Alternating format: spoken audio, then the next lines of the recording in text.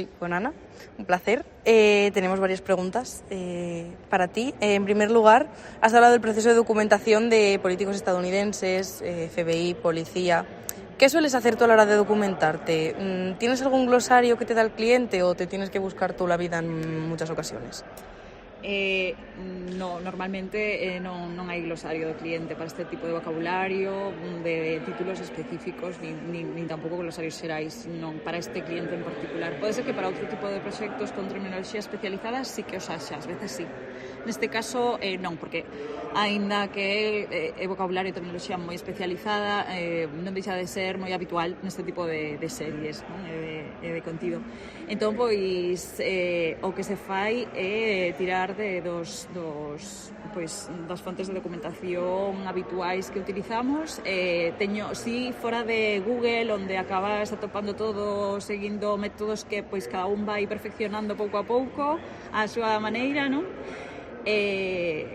Porque claro, os dicionarios neste caso normalmente non son suficientes, entón pois recorres a páxinas especializadas, visitas páxinas das propias páxinas do FBI, as propias páxinas da policía estadounidense.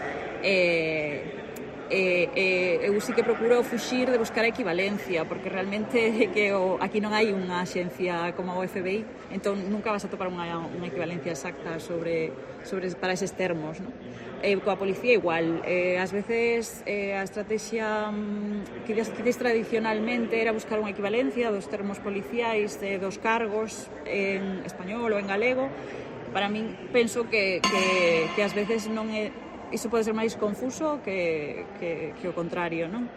Entón simplemente pois buscas unha traducción, digamos un pouco non literal, pero do que significa esa palabra para ese cargo en concreto, pois ese é un cargo da policía estadounidense, que aquí non existe, simplemente pois existe ali e aquí non.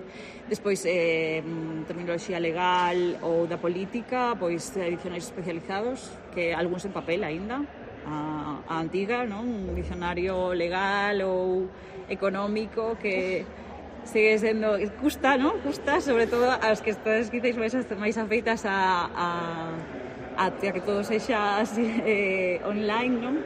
Pero hai certos dicionarios que siguen sendo en papel, non están aínda disponibles. Para esa tecnoloxía sí que teño algún dicionario en papel e axúdame moito, claro. Genial. ¿Ha habido algún caso en el que por el tema de los caracteres no hayas podido meter algún término propiamente dicho, un término importante? Procuro que non pase iso, claro, sempre buscas a maneira de que o importante e relevante este presente. Entón, outra cousa é o que poida dicir o público ás veces de aí non dice eso, non?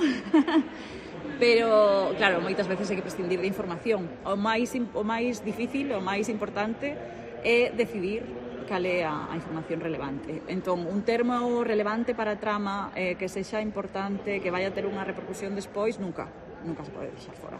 Sempre hai que buscar a maneira de prescindir de outras cousas. E ao mesmo tempo que a traducción siga sendo natural, é todo un exercicio de malabares. Entón, neses casos, pois é preferible forzar un pouco a parte técnica, digamos. Que hai un cambio de plano e non o debería cruzar? Pois non debería, pero se por iso vou perder un termo clave, pois é mellor cruzar o cambio de plano. Pois sempre. Y ya para terminar, y podemos ir a por sí. Una croquetilla. También has hablado de la traducción de juegos metalingüísticos. ¿Qué proceso sueles seguir para traducirlos? ¿Nos puedes dar algún ejemplo de uno que digas estoy muy orgullosa de este juego?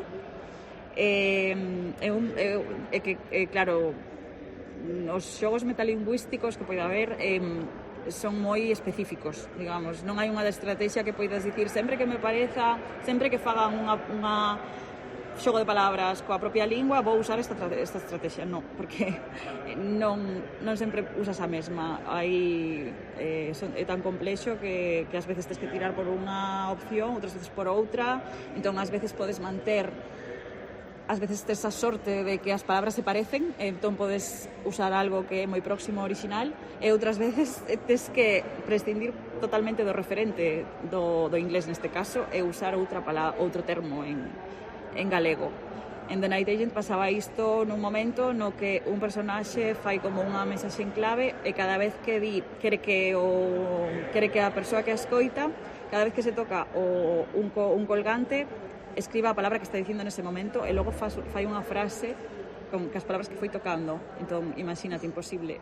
Isto era de sair a pasear para que te dé aire, intentar pensar en ideas.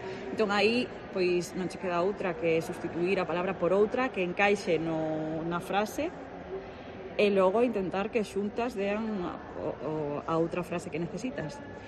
Ás veces ocorren milagros e todo se consegue, pero moi complicado, sí. Genial, pues muchísimas gracias por contestar nuestras preguntas. De nada, vos. Nuestra colaboración durante el periodo de votación es la base para que podamos celebrar esta gala. Así que millones de gracias y a seguir votando.